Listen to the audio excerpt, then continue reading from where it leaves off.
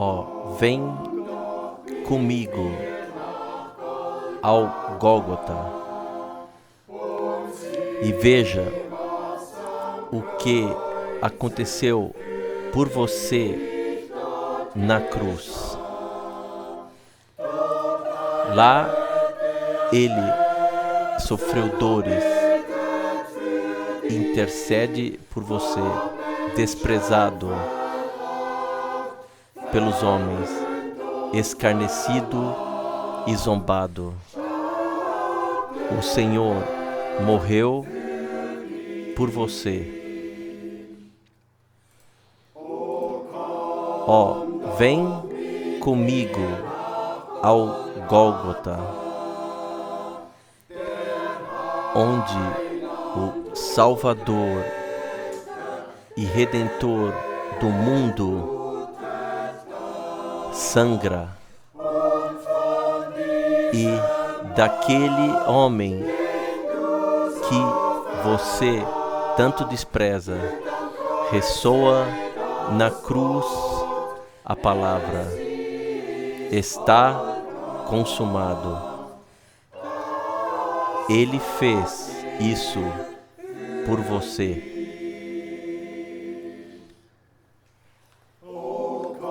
Ó, vem comigo ao Gólgota, pois ali o céu está perto de você na terra. Vê, Jesus tomou sobre si os teus pecados quando na cruz se extinguiu em dor como Salvador. Ele fez isso por você.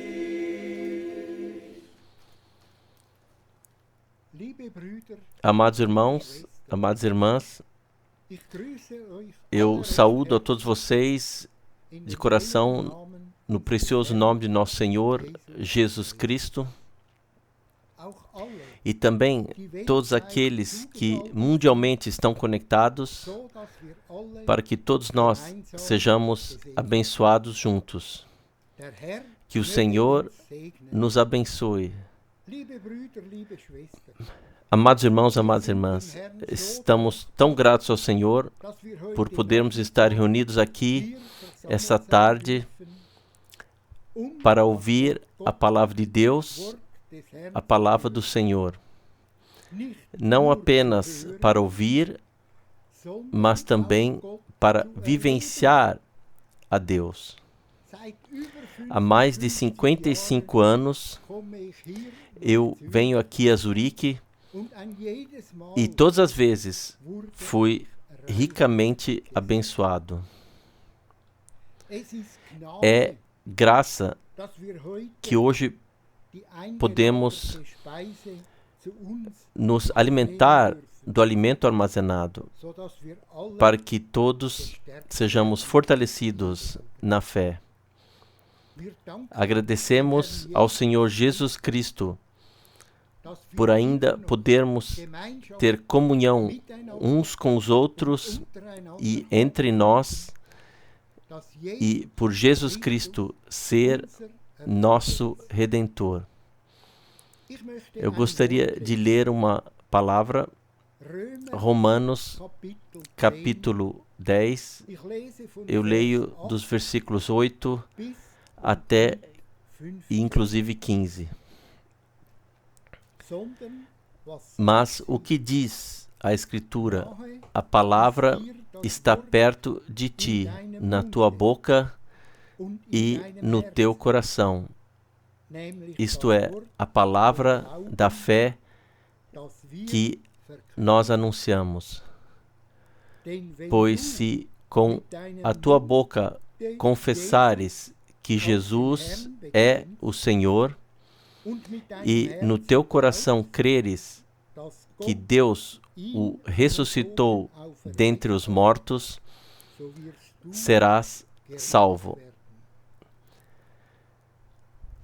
Pois com o coração se crê para a justiça e com a boca se confessa para a salvação. Pois a Escritura diz: ninguém que nele confia será envergonhado. Graças ao Senhor por isso, que não sejamos envergonhados. Versículo 12. Pois aqui não há diferença entre judeu e grego. Todos têm, de fato, um único e o mesmo Senhor, aquele que se mostra generoso para com todos os que o invocam. Pois todo aquele que invocar o nome do Senhor será salvo. Não é essa uma palavra maravilhosa? Todo aquele que invocar o nome do Senhor será salvo. E eu agradeço ao Senhor por já nos ter salvado. Versículo 14.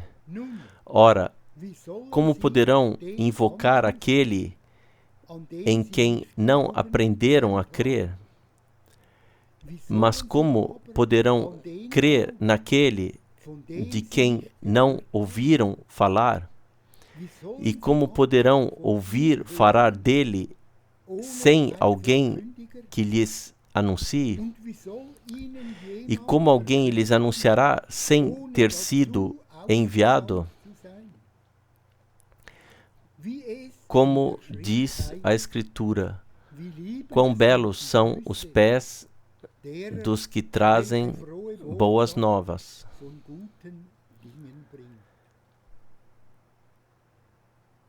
Aqui está escrito: mas como crerão naquele de quem não ouviram falar? Mas como ouvirão se não houver quem anuncie? Nós podemos dar graças ao Senhor por hoje ainda podemos ouvir a verdadeira palavra, a palavra viva, que nos guia pelo bom caminho. Fiel Senhor, nós te agradecemos por tudo o que tu nos concedeste. Vamos orar. Fiel Senhor Jesus Cristo, a ti seja o louvor, glória e gratidão por podermos ouvir nessa tarde a tua palavra verdadeira. Por tu falares aos nossos corações, a ti seja o louvor, glória e graças. Senhor Jesus, abençoe cada um dos que ouvirem a tua palavra nesta tarde. Esteja com cada um, fortaleça-o, cure, e a ti, fiel Senhor, seja o louvor, glória e gratidão, pois tu és o mesmo ontem, hoje e em toda a eternidade. Eu te agradeço, fiel Senhor, é graça, nada mais que graça, que tu, Senhor Jesus, tenhas nos chamado. Não fomos nós que te procuramos, mas tu, Senhor Jesus, que nos procuraste. E nós te agradecemos, fiel Senhor, por nos teres encontrado. Que agora possamos ser filhos de Deus, que possamos ser herdeiros de Deus. Senhor Jesus, a ti seja louvor, glória e gratidão por toda a eternidade. Amém. Lucas, capítulo 5, versículos 1 a 5. Ora, aconteceu que, enquanto a multidão se aglomerava em torno dele para ouvir a palavra de Deus, ele estava à beira do lago de Genezaré, ele viu 2 barcos atracados à margem do lago. Os pescadores, porém, haviam descido deles e estavam lavando suas redes. Então, ele entrou em um dos barcos que pertencia a Simão e pediu-lhe que se afastasse um pouco da margem. Em seguida, sentou-se e ensinava as multidões a partir do barco. Quando terminou de falar, disse a Simão: navegue até o meio do lago e lance suas redes para que possam pescar. Simão respondeu: mestre, nós trabalhamos a noite inteira e não pescamos nada.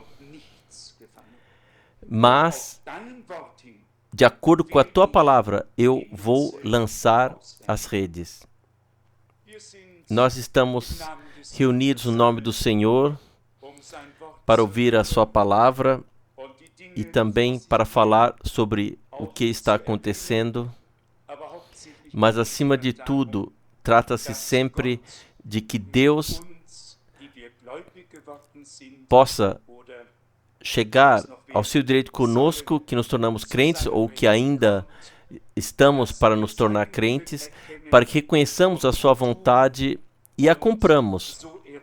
E assim, Ele nos ajudando, e Ele o fará, assim que possamos viver para o seu comprazer, para termos a convicção de que quando o Senhor vier, que não teremos crido e caminhado em vão, mas como tais que realmente seguiram o Senhor, teremos cumprido a vontade de Deus e levado uma vida agradável a Ele.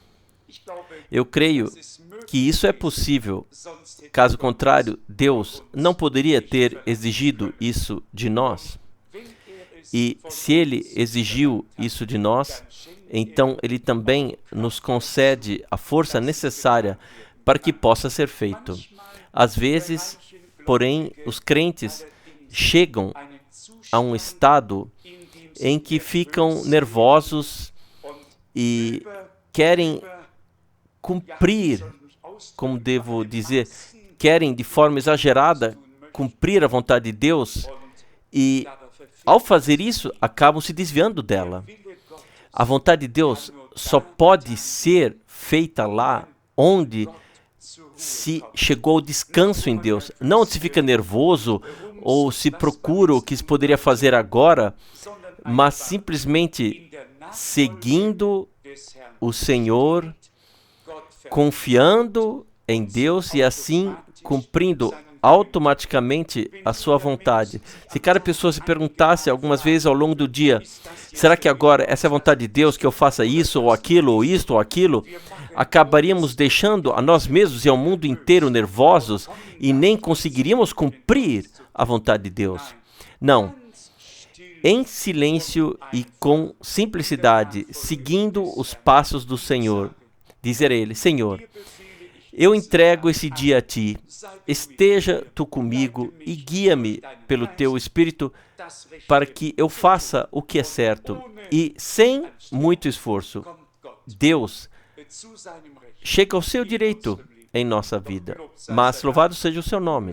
Bem, há de fato um grande número de coisas que podem ser mencionadas e que de fato acontecem em nossos dias. De maneira especial, queremos lembrar também daqueles que, nesses dias, sofrem inocentemente, daqueles que estão em zonas de guerra. Todos nós ficamos sabendo que o último avanço foi iniciado e, segundo as estimativas humanas, isso deve levar apenas alguns dias. Com os meios atuais, não são necessários anos para alcançar a vitória. Alguns dias são suficientes para o Kuwait e uma semana para que a vitória seja proclamada em Bagdá. Hoje tudo isso acontece muito rápido. O que, todavia, me moveu foi o fato de Gorbachev ter assumido no último momento o papel de mediador, o homem da paz. Todos nós o estimamos muito e sabemos que, segundo a profecia bíblica, a Rússia assumirá a liderança na batalha final que será travada contra Israel. Por mais que isso nos entristeça, mas é o que diz a Bíblia, e assim terá que acontecer para que as Escrituras se cumpram. O que se pode prever agora, e não é preciso ser profeta para isso, é o fato de que todo o ódio do mundo árabe contra Israel aumentará até o limite máximo, até que chegue exatamente essa hora em que o golpe contra Israel será desferido. O que realmente me comove e me leva a refletir nesse contexto é o seguinte fato. Nós sabemos, nós podemos deduzir isso de Apocalipse 9 e de Apocalipse 16, do profeta Ezequiel e de várias passagens bíblicas, que essa batalha final realmente envolverá essas massas. E se partirmos do princípio de que serão necessários anos, digamos 6 ou 7 anos, para se rearmar e preparar tudo para que então o ataque possa ser feito. E se esse golpe que será desferido só puder ocorrer 7 anos após o arrebatamento, então quão próximo poderia estar o arrebatamento? Vocês estão compreendendo o que eu quero dizer? Portanto, se 7 anos após o arrebatamento, esse golpe, ou seja, a batalha do Armagedon, vier a ocorrer, e vai acontecer, não antes disso, pois após o arrebatamento, há 3 anos e meio para o ministério das duas testemunhas, depois vem a quebra da aliança entre Roma e Israel, e em seguida os 3 anos e meio da grande perseguição, durante os quais muitos mártires perderão a vida, e só então, bem no final, ocorrerá a batalha final, na qual Apocalipse 19 se cumprirá, quando o Senhor descerá do céu montado em um cavalo branco após a ceia das bodas, e todos os santos com ele, montados em cavalos. O cavalo sempre simboliza a batalha. Não importa onde vocês leiam isso na Bíblia.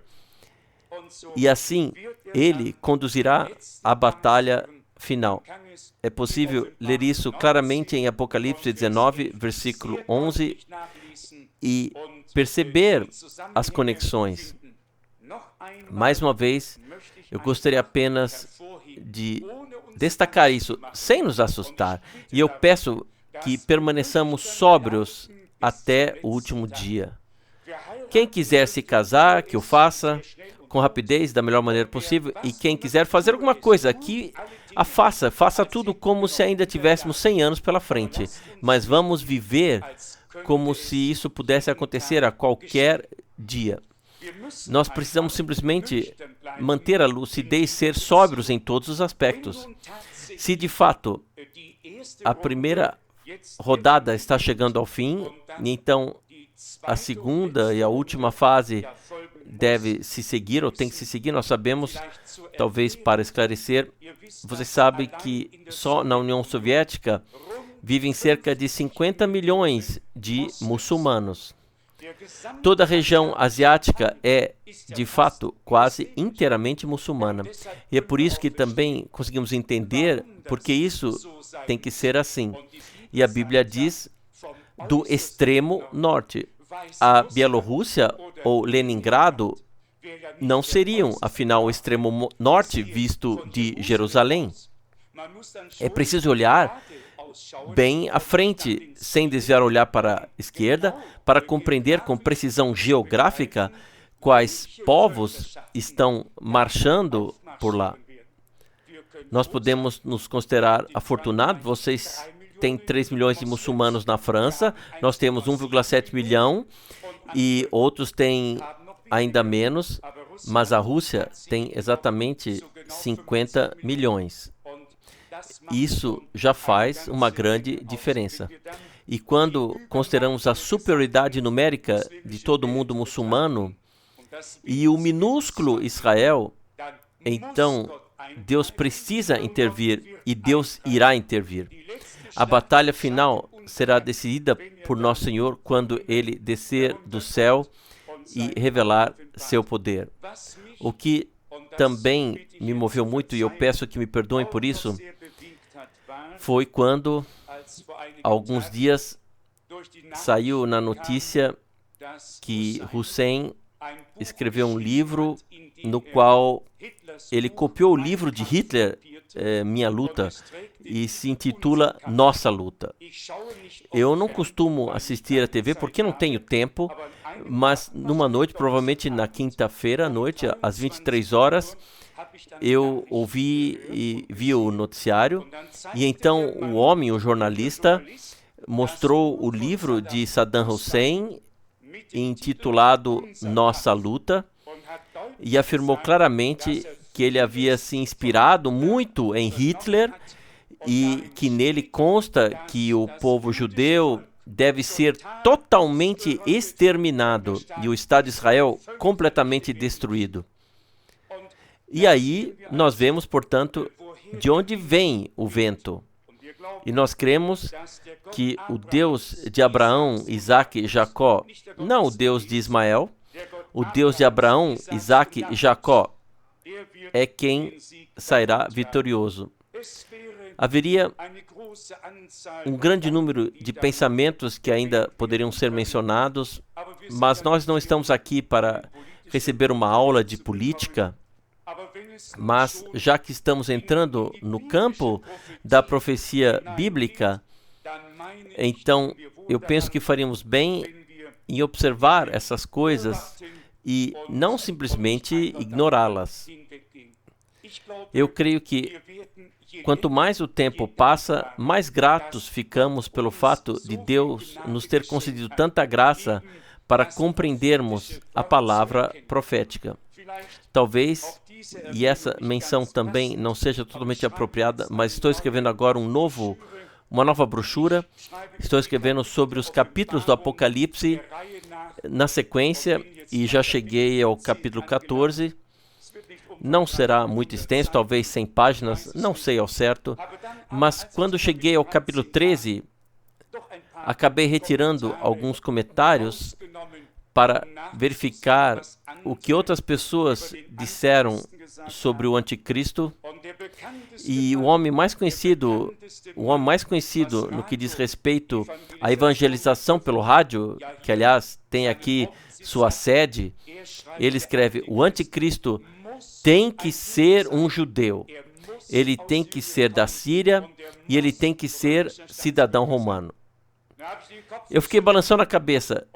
Se eu tivesse orelhas de burro, teria prestado atenção de novo, mas como não tinha, fechei o livro, coloquei-o de lado e disse: inacreditável, incompreensível. Depois li outros comentários e também percebi e reconheci de onde vinha o vento. Quando começou a Contra-Reforma e todos os reformadores chamavam o papado de anticristianismo, então veio Inácio de Loyola, que fundou a Ordem dos Jesuítas, e ele defendeu a tese de que o anticristo deveria ser judeu, porque Cristo era judeu. Para nós, Cristo não era judeu, para nós Jesus Cristo era Deus manifestado em forma humana. Mas o fato de homens que se autodenominam homens de Deus e que muitas vezes querem dar a impressão de que absorveram a sabedoria de Deus com colher, seguirem a mesma linha, isso eu não consigo entender. Mas, como já disse, não queremos também ser arrogantes, nenhum de nós saberia exatamente se Deus não tivesse enviado seu servo e profeta, o irmão Branham. E assim voltamos sempre ao mesmo ponto. Deus revela seu segredo aos seus servos, os profetas. E assim, nós temos a conexão à pregação profética, e todas essas coisas também não cresceram no meu jardim, mas eu as extraí das pregações do irmão Branham. Já que chegamos a esse assunto, deixe-me esclarecer o seguinte em poucas frases. Repetidamente, trata-se de que me perguntam se nós cremos em tudo o que o irmão Branham pregou, se também cremos nos 7 trovões que ele pregou e assim por diante. Eu gostaria de deixar claro diante de Deus e de todas as pessoas que nós pregamos tudo o que o irmão Branham pregou a partir da palavra de Deus, sem acrescentar nada nem retirar nada. Mas quando irmãos dão as interpretações mais improváveis sobre os trovões e fazem doutrinas disso e depois chamam essas doutrinas de 7 trovões, além de estabelecerem uma conexão com o irmão Branham, então nós pensamos que isso não pode acontecer. Não é correto apresentar ensinamentos próprios sobre o pretexto do tema 7 trovões e em seguida atribuir ao irmão Branham as afirmações mais absurdas que ele nem sequer fez. E para o nosso alívio, para o alívio de todos nós, e eu digo isso com plena consciência do que eu estou expressando agora.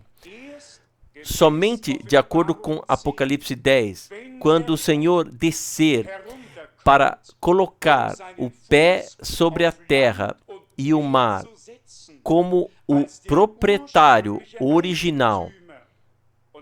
E eu posso dizer a vocês exatamente isso com base na Bíblia. Eu estou escrevendo sobre isso agora. Será exatamente 3 anos e meio antes do fim dos tempos.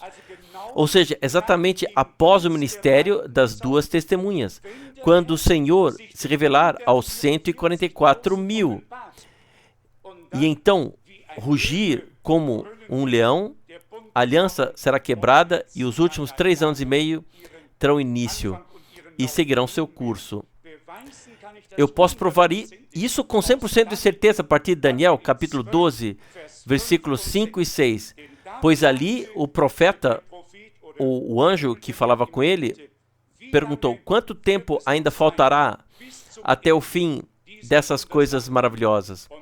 E então o anjo ergueu a mão para o céu e jurou pelo Eterno. Assim como em Apocalipse 10. Ele jurou pelo Eterno, tanto em Daniel 12 quanto em Apocalipse capítulo 10. E em Daniel está escrito: mais 1 tempo, 2 tempos e meio tempo. Se hoje alguém, seja se referindo a Deus, Moisés, Abraão, Paulo, Branham ou qualquer outra pessoa, se hoje alguém vier e disser os trovões de Apocalipse 10, 7 ou 4 já ressoaram e assim por diante, mandem-o para fora. Mande-o para fora. E digo, só quando você tiver clareza em sua mente é que você poderá voltar. Caso contrário, não faz sentido continuarmos conversando. Bem, isso pode parecer um pouco radical, mas não estamos aqui para dar ouvidos a qualquer charlatão que crie uma atmosfera. Eu também já ouvi isso muitas vezes. Cristo abandonou o trono da graça, revelou-se nos 7 trovões, desceu, pôs os pés na terra e no mar, e agora se une à sua noiva. Quantas coisas já foram pregadas e anunciadas sobre isso? Não comigo. Tem que estar de acordo com as Escrituras. E se não estiver de acordo com as Escrituras, então não é para mim. Porque não vem de Deus. Deus está sempre e eternamente vinculado à sua palavra e assim permanece. Hoje, sinto no coração a necessidade de nos encorajar novamente por meio da palavra de Deus, de nos fortalecer na fé, talvez com base na palavra que já lemos juntos, mas também em algumas passagens bíblicas que simplesmente serão uma bênção para nós. É nisso que acredito. Em Lucas 5, lemos, eu refiro-me mais uma vez ao versículo 5, Lucas, capítulo 5, a partir do versículo 5, talvez um pouco mais adiante. Simão respondeu: Mestre, nós trabalhamos a noite inteira e não pescamos nada. Mas, segundo a tua palavra, eu vou lançar as redes. Quando fizeram isso, pescaram uma quantidade tão grande de peixes que as redes estavam prestes a se romper. Então acenaram para os companheiros que estavam no outro barco, pedindo que viessem ajudá-los. Eles vieram e encheram os dois barcos, de modo que ficaram quase afundando. Ao ver isso, Simão Pedro se ajoelhou se prostrou diante de Jesus e exclamou: Senhor, afasta-te de mim, pois eu sou um homem pecador. Pois o terror se apoderou dele e de todos os que estavam com ele, por causa daquela pesca. Até aqui, esta palavra preciosa e santa. O que aprendemos com isso? Quando o Senhor entra em nosso barco, tudo muda. Nós conhecemos isso pela história da tempestade. Ele ordena a tempestade, ordena as ondas. A tempestade se acalma, as ondas se aquietam. Aqui foi proferida uma palavra de promessa. E Pedro então disse: de acordo com a tua palavra, lançarei as redes. Ele tinha recebido uma ordem do Senhor. E essa palavra que lhe foi concedida, ele a cumpriu na fé. E com esse ato de fé, assim podemos chamá-lo, ele demonstrou que o Senhor é capaz de realizar milagres quando as coisas são feitas segundo a sua palavra. Vocês sabem bem que quem pesca não faz durante o dia. Aqui está nosso amado irmão que pescou no lago de Zurique durante toda a sua vida. Um dia eu ainda vou pescar com você. Mas, claro, é preciso saber o que se está fazendo. E vejam só, pescamos a noite inteira e as redes estavam vazias. Mas, de acordo com a tua palavra, Senhor, porque tu dissestes isso, eu vou fazer. Foi nessa obediência praticada na fé que residia a bênção de Deus. E se os peixes não estivessem ali, Deus os teria criado para que estivessem ali e as redes teriam ficado cheias. Assim é o nosso Deus. Ele cumpre o que ele promete. Quanto à nossa salvação, de modo geral, a redenção, a graça e a tudo o que nos foi concedido por Deus, deixe-me ler algumas passagens a esse respeito. Eu começo pela carta aos Hebreus, capítulo 1, versículos 1 e 2. Eu gostaria que todos prestássemos atenção ao tempo verbal do passado que aparece nessas passagens bíblicas. Não Deus irá, mas Deus fez. Deus fez isso. Hebreus, capítulo 1, versículos 1 e 2. tendo Deus, em tempos passados, falado aos pais de várias maneiras e por diversos meios, por meio dos profetas, no fim dos dias, falou-nos por meio do Filho, a quem constituiu herdeiro de tudo e por meio de quem também criou os séculos. Este é o reflexo assim por diante. Deus, ele fez. Ele não irá ainda uma vez, ele já fez. Deus falou por meio dos profetas e anunciou o que ele faria. No Filho, ele falou e transformou o que havia sido anunciado em uma realidade divina aqui na terra, em carne e osso, em Jesus Cristo, nosso Senhor. Da carta aos Efésios, capítulo 1, gostaria de ler a partir do versículo 3, Efésios, capítulo 1, versículos 3 a 5, Efésios 1, versículos 3 a 5. Bendito seja o Deus e Pai de nosso Senhor Jesus Cristo, que nos abençoou em Cristo com todas as bênçãos espirituais que existem no mundo celestial. Pois nele ele já nos escolheu antes mesmo da fundação do mundo, para que fôssemos santos e irrepreensíveis diante dele. E em seu amor, por meio de Jesus Cristo, nos predestinou para sermos seus filhos, de acordo com o beneplácito de sua vontade. Quem quiser continuar lendo, fique à vontade. O que se repete aqui é sempre a mesma coisa. Deus fez. Deus não vai fazer, Deus, ele fez. Deus escolheu, Deus redimiu, Deus perdoou. Deus escreveu nossos nomes no livro da vida antes mesmo da fundação do mundo. Deus nos predestinou para que pudéssemos viver de acordo com prazer da sua vontade. E como lemos aqui, bendito seja o Deus e Pai de nosso Senhor Jesus Cristo, que nos abençoou em Cristo com todas as bênçãos espirituais que existem no mundo celestial.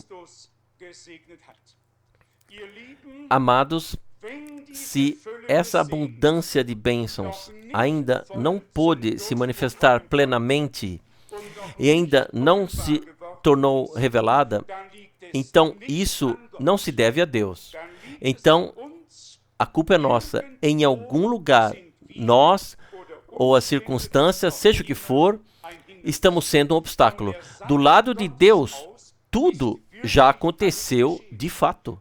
Deus não vai apenas abençoar, Deus já nos abençoou com todas as bênçãos espirituais que existem no mundo celestial em Cristo Jesus.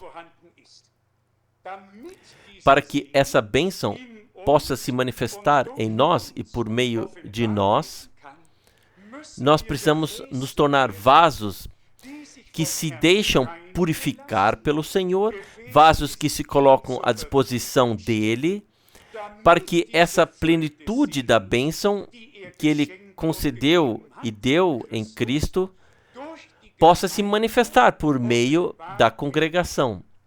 O irmão Branham expressou isso de maneira tão bela.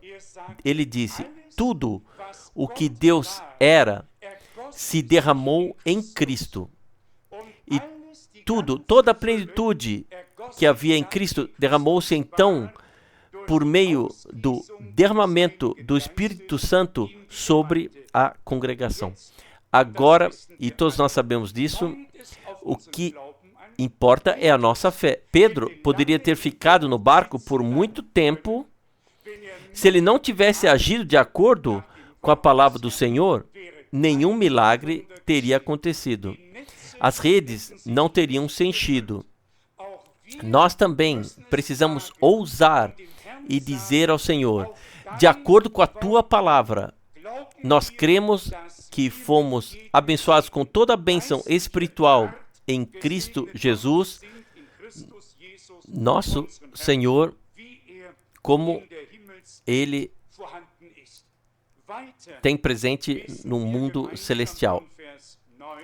Vamos continuar lendo junto a partir do versículo 9, talvez apenas o versículo 9. Ele nos revelou o mistério da sua vontade, segundo o seu livre arbítrio, cuja realização ele havia decidido. Sempre a palavra ele já fez, ele já nos revelou o mistério da sua vontade. Ainda podemos ler o versículo 22 de Efésios 1, versículo 22. Sim, ele colocou tudo aos pés dele e o fez cabeça suprema da congregação, que é o seu corpo, a plenitude daquele que tudo preenche em todos.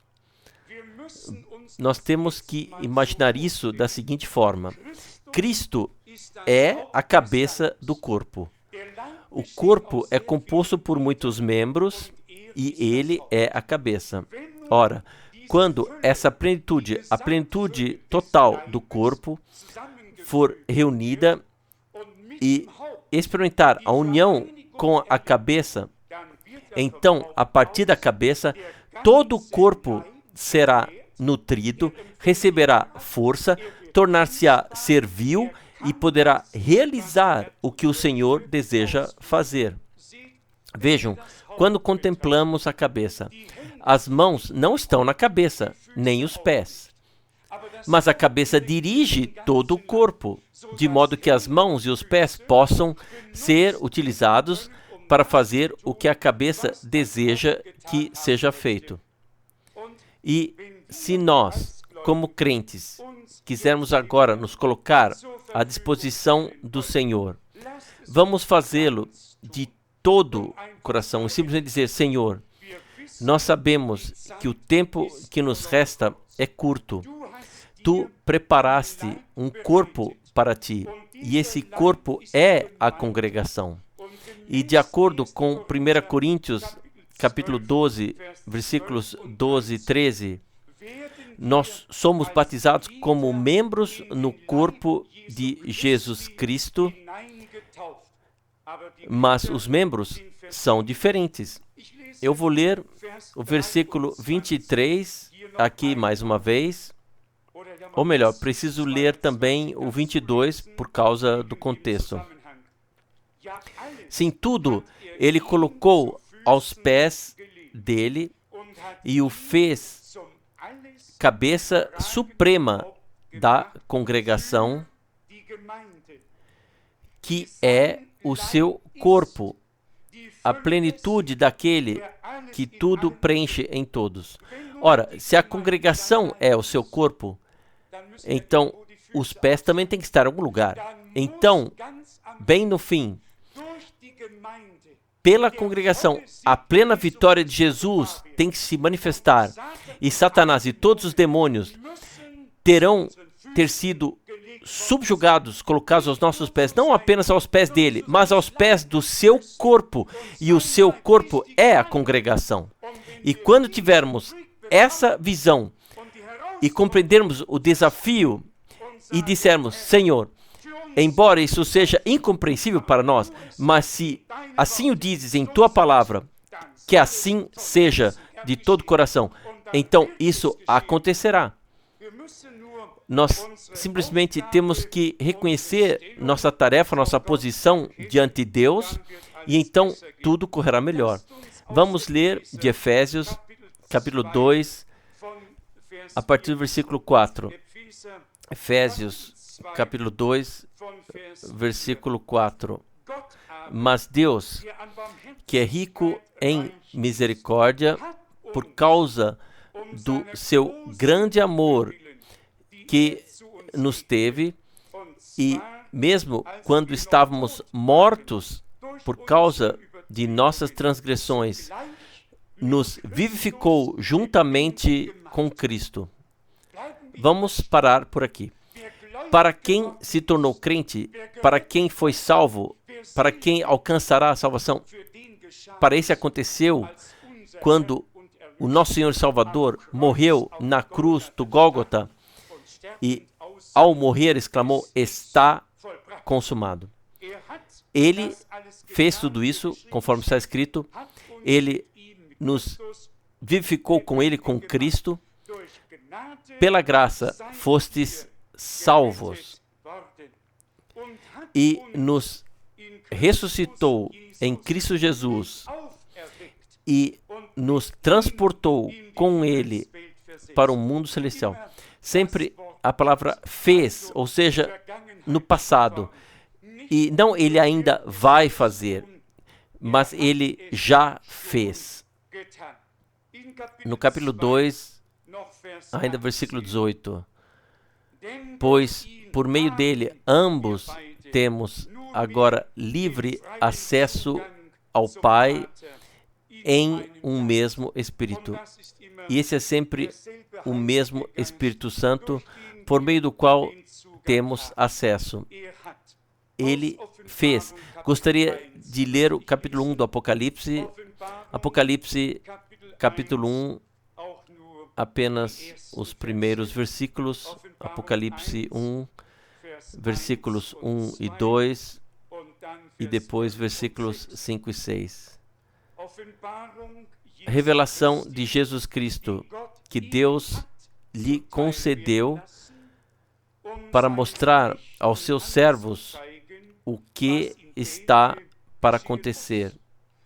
E ele a revelou por meio de sinais, enviando o seu anjo ao seu servo João. E esse agora dá testemunho da palavra de Deus e do testemunho de Jesus Cristo, de tudo o que ele viu. Sempre essa convicção, e é justamente dessa convicção que precisamos. Ninguém tomou nada por conta própria. Deus enviou seu anjo. Deus tinha seu servo João na ilha de Patmos. Deus pôde revelar-lhe tudo, para que também os futuros servos soubessem como as coisas são. E todos nós lemos isso, para mostrar ou revelar aos seus servos o que iria acontecer. Portanto, não se trata apenas do singular. Trata-se aqui do singular quando se trata do recebimento da palavra e do plural quando se trata do passar adiante. Por isso, eu vou ler o versículo 1 mais uma vez. Apocalipse 1, 1. Revelação de Jesus Cristo que Deus lhe, digamos a João, concedeu para que mostrasse aos seus servos, não apenas para mostrar algo a João, mas para que mostrasse aos seus servos o que está para acontecer em breve. E visto que o Senhor tem servos na terra, eles terão acesso, ligação à palavra profética e a essa passagem, bem como as coisas que Deus revelou ao seu servo João. É preciso ser colocado por Deus nesse caminho. Não se pode simplesmente entrar nele e dizer: aqui estou, Senhor, mas Deus é quem tem que fazer isso. E assim também está escrito, inclusive com a palavra colocou, já fez, Deus colocou na congregação apóstolos, profetas, pastores, mestres e evangelistas. Se os ministérios ainda não se manifestaram, isso se deve apenas a nós. Não pode estar ligado a Deus. Deus colocou, e ninguém duvide disso, pois Deus colocou. Deus colocou, amém. E nós simplesmente temos que dar razão a Deus e dizer: Senhor, com base na Tua palavra, nós queremos crer e aceitar na fé que Tu também farás com que os ministérios que colocastes em Tua congregação sejam revelados em breve para a glória do teu nome. E ainda no mesmo capítulo, Apocalipse 1, versículos 5 e 6, e de Jesus Cristo, a testemunha fiel, o primogênito dentre os mortos e o soberano dos reis da terra, aquele que nos ama e pelo seu sangue nos redimiu dos nossos pecados. Ele nos fez um reino, sacerdotes para o seu Deus e Pai, e assim por diante, e assim por diante. Então, sempre essa convicção, ele fez. Não é que ele irá ainda fazer, ele já fez. E o que ele já fez, vocês creem que ele fez isso? Nós estamos redimidos. Nós somos filhos de Deus. Nós somos um sacerdócio. Nós somos um reino. Ainda não se revelou tudo o que nós somos, mas tanto já ficou revelado que nós fomos redimidos, que nós nos tornamos filhos de Deus e que Ele nos guiou para fora, que Ele abriu os nossos corações, ungiu os nossos olhos, para que ouvíssemos o que o Espírito tinha a dizer às congregações por meio da palavra profética e da direta mensagem para esse tempo. Muitas coisas já podemos confirmar que aconteceram, ou seja, que realmente ocorreram. E quanto ao restante, nos colocamos no chão da fé da palavra de Deus e dizemos ao Senhor: Tu já fizeste isso. Falta apenas um curto período de tempo e então isso se tornará manifesto. Sim, Deus, Ele fez. Deus, Ele enviou seu profeta, como Ele havia prometido. Deus falou conosco. Deus nos abriu a compreensão das Escrituras. Ele falou conosco. Seria possível usar a palavra fez de novo a cada vez em uma sequência inteira e dizer: Tu fizeste, tu fizeste, tu fizeste. E quando refletimos sobre tudo o que Ele já fez, será mais fácil crermos que as coisas que ainda estão por vir, Ele também as fará em breve. Com relação ao retorno do Senhor em breve, gostaria de ler duas passagens, ambas da carta de Pedro. A primeira de 2 Pedro, capítulo 3. As duas passagens da carta de Pedro. A primeira de 2 Pedro, capítulo 3, nos primeiros versículos, a palavra de exortação. No versículo 2 está escrito: para que vocês guardem na memória as palavras que os santos profetas anunciaram anteriormente e o mandamento de nosso Senhor e Salvador que lhes foi transmitido pelos apóstolos. Em seguida, fala-se do tempo do fim, que os escarnecedores perguntarão: onde está então a sua prometida vinda? E então o Senhor esclarece o que acontecerá. Um dia para o Senhor equivale a 1000 anos para nós. Ele não está atrasado com a promessa, como alguns pensam. Depois, no versículo 10, mas o dia do Senhor virá como um ladrão, e assim por diante. Então, quanto ao versículo que eu queria ler, versículos 14 e 15.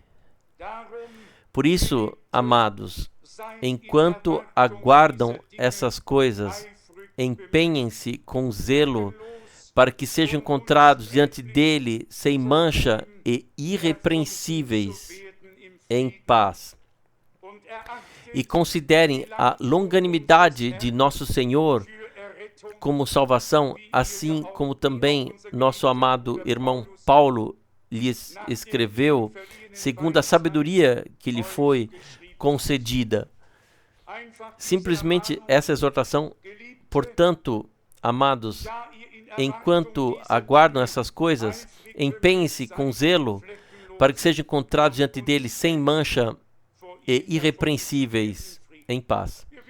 Nós sabemos o que Paulo escreveu aos Efésios, que o Senhor se apresentará a uma congregação, sim, a colocará diante da sua face, sem mancha e sem ruga, uma congregação que se deixou preparar, uma noiva que reflete a natureza do noivo, que tornou-se um só com ele, e nós cremos que Deus está agindo de maneira poderosa por meio do poder do sangue do Cordeiro, por meio da palavra de Deus, que se tornou viva depois de nos ter sido revelada pelo Espírito Santo,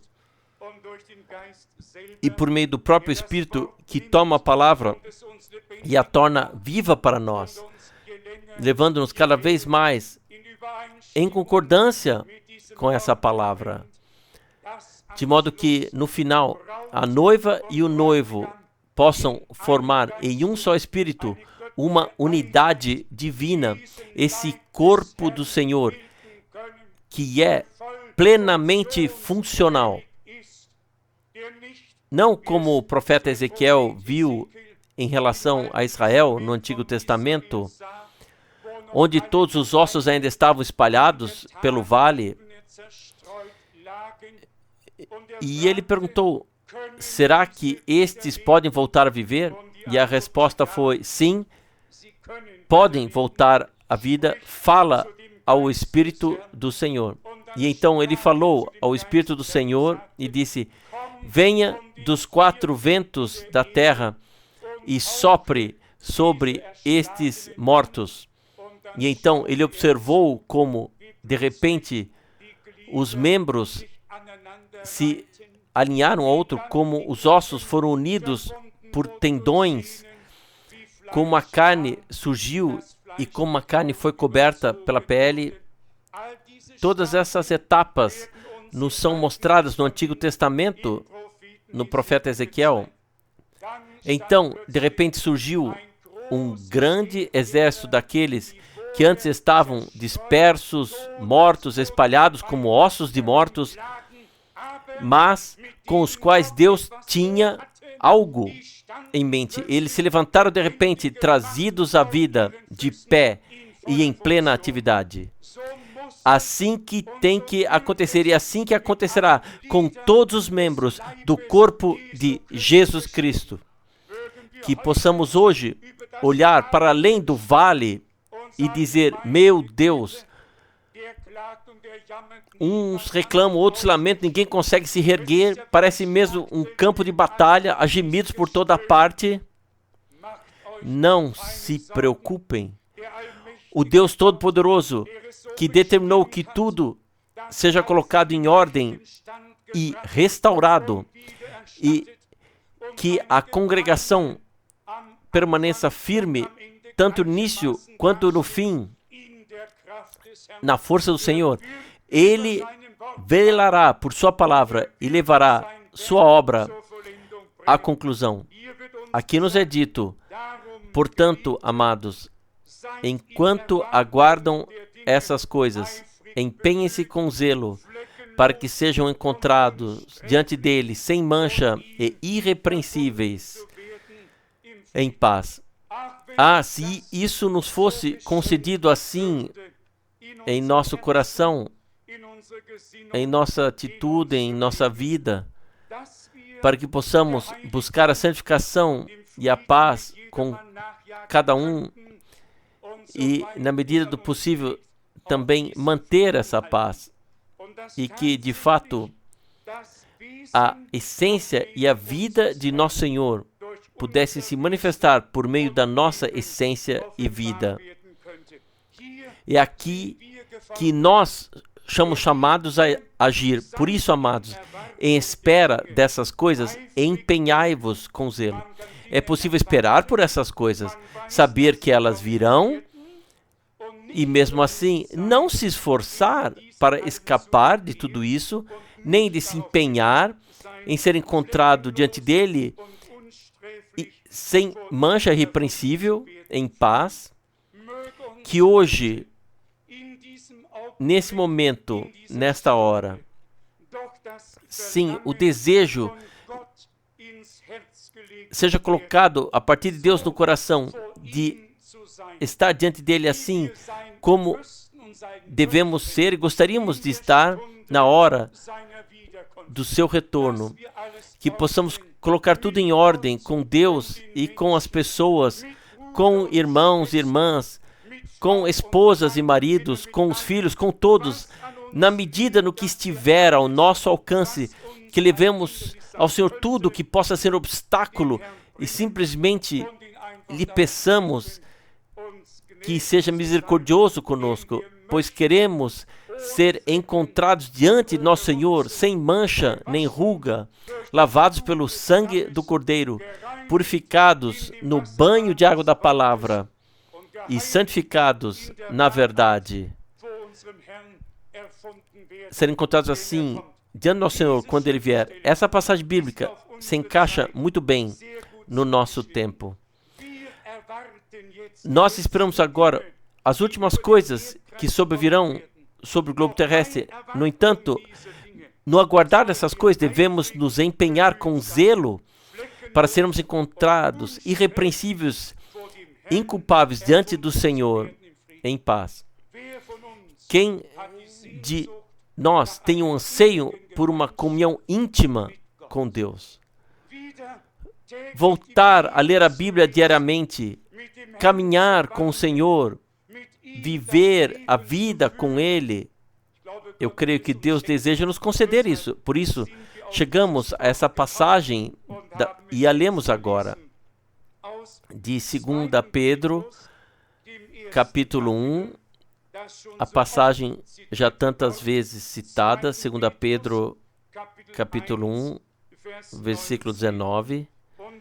E assim, mais firme temos a palavra profética que possuímos e que fazem bem em prestar atenção a ela, como a uma luz que brilha em um lugar escuro, até que o dia completo amanheça e a estrela da manhã surja em seus corações. Vamos também levar isso ao coração e prestar atenção à palavra profética, mas ao mesmo tempo estar esforçados para sermos encontrados em paz diante de Deus, prontos para estar na presença do Senhor, conscientes de que Ele perdoou todos os erros e pecados conhecidos e desconhecidos, sejam eles quais forem, e que possamos pedir-lhe novamente: Senhor, lava-me com o teu precioso e santo sangue. Concede-me a comunhão contigo da maneira que tu desejas, essa ligação pessoal contigo. E eu creio que Ele nos concederá isso pela graça. Ainda uma palavra maravilhosa, muito conhecida por todos nós, da carta aos Romanos. O tempo passa sempre tão rápido. Romanos, capítulo 8. E vamos nos alegrar com isso. E vamos ter nova coragem que o Senhor ainda fará grandes coisas. Romanos, capítulo 8. Vamos ler essa palavra hoje com olhos diretamente urgidos por Deus e ouvir o que o Senhor deseja nos dizer pessoalmente por meio dela. Romanos, capítulo 8, a partir do versículo 28. Nós sabemos, porém, que todas as coisas contribuem para o bem daqueles que amam a Deus. Isso é, daqueles que são chamados segundo o seu desígnio, a sua predestinação. Vamos nos deter nesse versículo, mesmo que seja apenas um instante. Não é o resto do mundo que pode dizer isso, mas aqueles que amam a Deus. E por que eles o amam? Porque foram amados por Ele primeiro. E por que isso acontece? Porque fomos chamados segundo o seu desígnio ou predestinação, conforme a tradução, que às vezes varia, então todas as coisas contribuem para o nosso bem. Não importa o que seja, mesmo que a partir de nós mesmos e de outros, naquele momento, não consigamos compreender. Mesmo quando balançamos a cabeça e dizemos, isso não pode ser verdade, isso não pode ser possível, fiquem em silêncio e vocês descobrirão que Deus tem razão. Para todos aqueles que o amam, todas as coisas contribuem para o bem. Não apenas as coisas boas, aqui está escrito todas as coisas contribuem para o bem daqueles que foram chamados segundo o seu desígnio. E nós sabemos também que está escrito, dai graça a Deus em toda situação, por tudo, pois é isso que Deus deseja para vocês em Cristo Jesus. Depois, versículo 29, prestem atenção quando for lido. Pois aqueles que ele conheceu de antemão, também os predestinou para serem conformados à imagem de seu Filho, a fim de que ele fosse o primogênito entre muitos irmãos. Nós já mencionamos isso depois que os cantores entoaram o hino aqui. Está escrito na carta de João, nós o veremos como ele é. E é por isso que também não cremos quando alguma doutrina dos 7 trovões proclama que o Senhor já veio.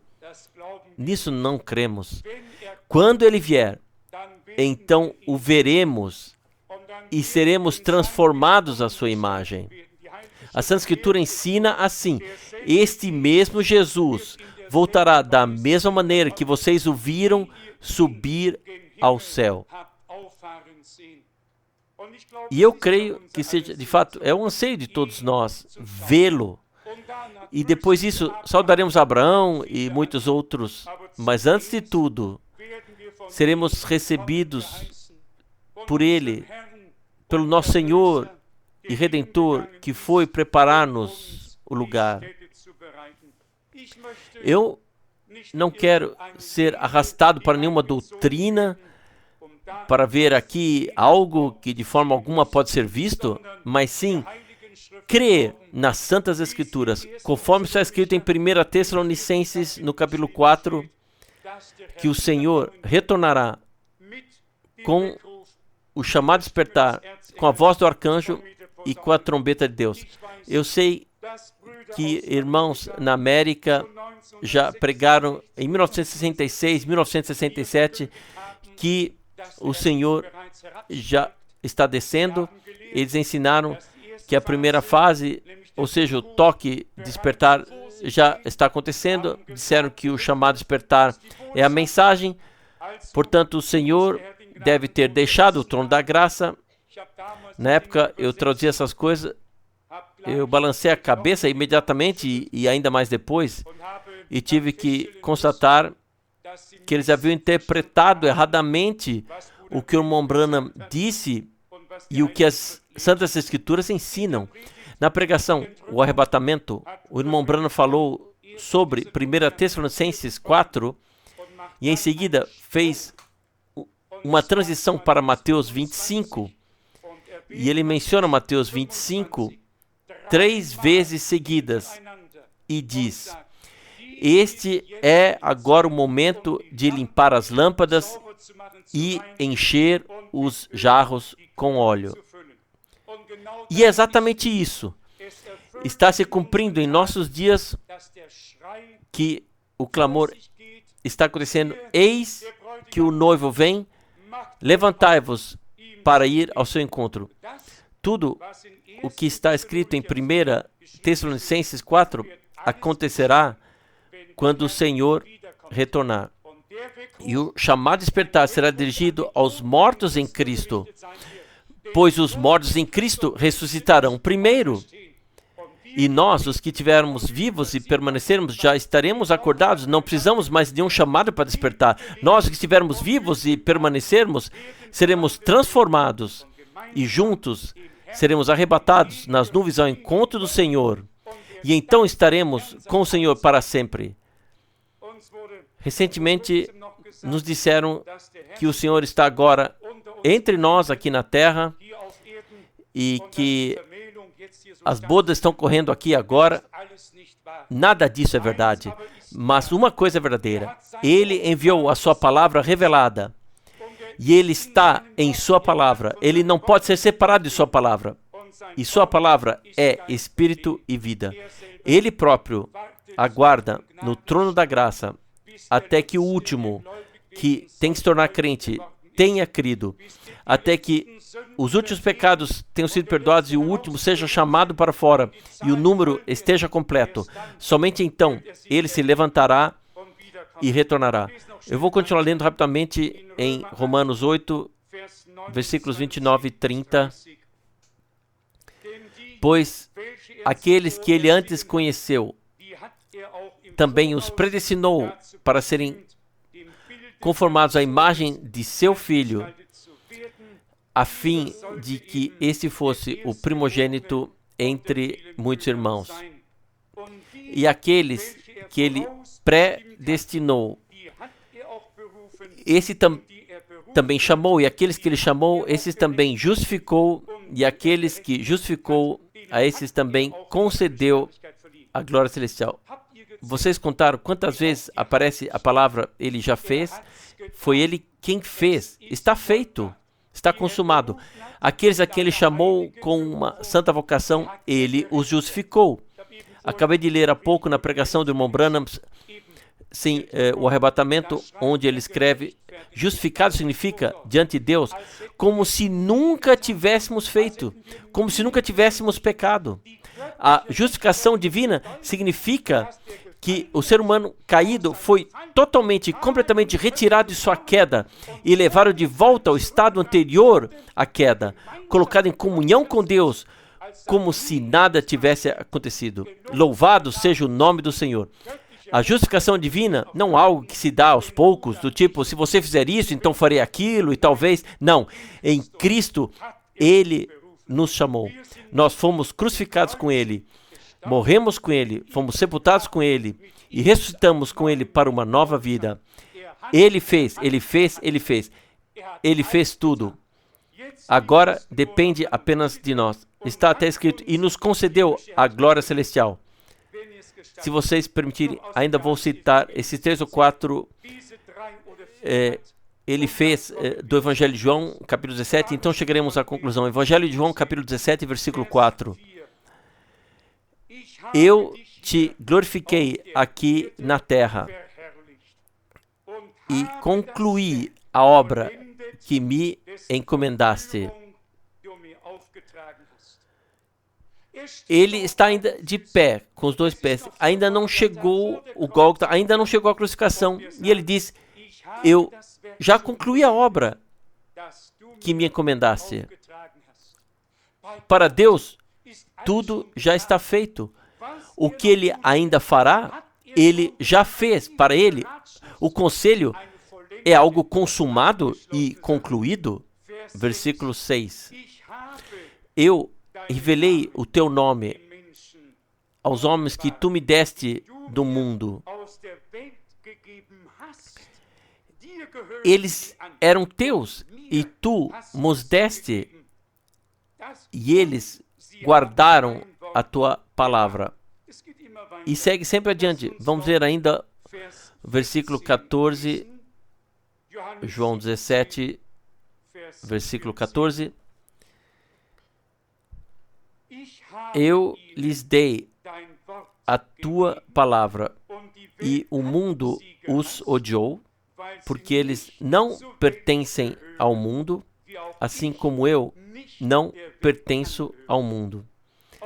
Isso também se encaixa muito bem na vida do crente, assim como nosso Senhor não se encaixava em lugar algum nessa terra. Para ele não havia lugar na pousada, nem no templo, ele não se encaixava em nenhum lugar aqui na sociedade, nem na religiosa, nem na outra. Nós também não nos encaixamos direito em nenhum lugar nenhum. Nós somos tolerados até o momento em que fomos levados para o lar. Portanto, eu lhes dei a tua palavra. Agora vou ler o versículo 26. Eu lhes revelei o teu nome.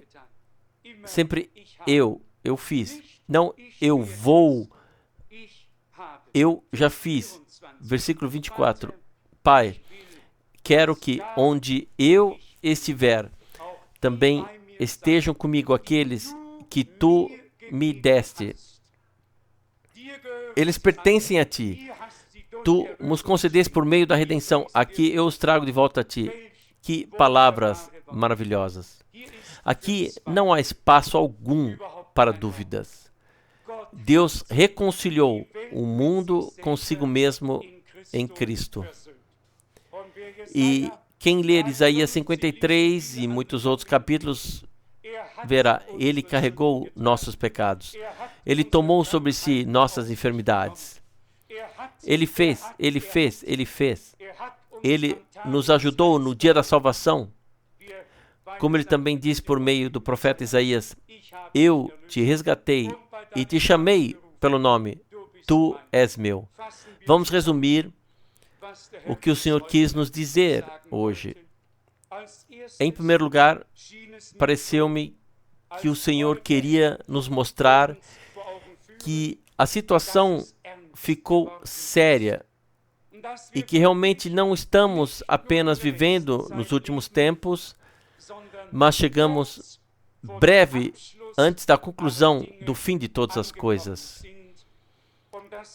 e que devemos ordenar nossa vida com Deus e com as pessoas, como congregação, nos colocarmos à disposição dele como seu corpo e de verdade pedirmos a ele, batiza-me tu por meio do teu Espírito no teu corpo, para que todo o corpo de Jesus Cristo possa se tornar um organismo vivo e ele, como cabeça, seja capaz de fazer tudo por meio do corpo, por meio de seus membros.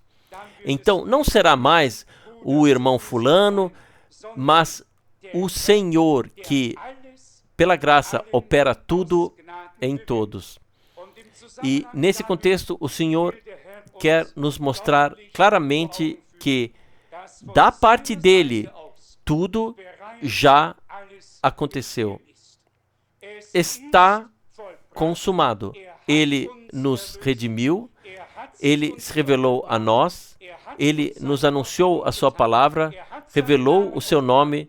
Todas essas coisas já podemos confirmar com um sim e um amém. Não somos estranhos de fora, mas pessoas que foram colocadas bem no meio do reino de Deus. Pelo novo nascimento, fomos nascidos no reino de Deus e assim temos parte no que Deus está fazendo agora. Que nos seja dado um novo estímulo para seguir em frente no caminho, para que não estejamos apenas atualizados no que diz respeito aos ensinamentos, nem apenas sejamos capazes de ordenar corretamente a palavra profética, que Deus conceda graça a esses dois pontos, para que o terceiro também não seja negligenciado, a saber que nossa vida seja agradável a Deus e que estejamos à disposição dele individualmente e também como um corpo e organismo vivo de Jesus Cristo, batizado pelo Espírito e unido por Deus. Que estejamos assim à disposição dele, dessa forma, para que ele possa dar a última rodada com a sua congregação e que se cumpra não por exército, nem por força, mas pelo meu Espírito será feito, diz o Senhor. Nós, como vasos, como membros do seu corpo, queremos nos colocar à disposição dele. Não se esqueçam, aquele que nos chamou também nos justificou. Aquele que nos justificou também nos santificou. Ele nos transformou a imagem de seu Filho. Isso ainda não se manifestou ainda perante Deus, já somos filhos e filhas de Deus. É assim que Ele nos vê, mas como já foi dito, ainda não se tornou evidente, mas se tornará evidente em breve. Então deixaremos esse corpo terreno e seremos revestidos do corpo da ressurreição, tornando-nos semelhantes ao corpo do nosso Senhor. Para nós, isso é quase incompreensível e, no entanto, verdadeiro.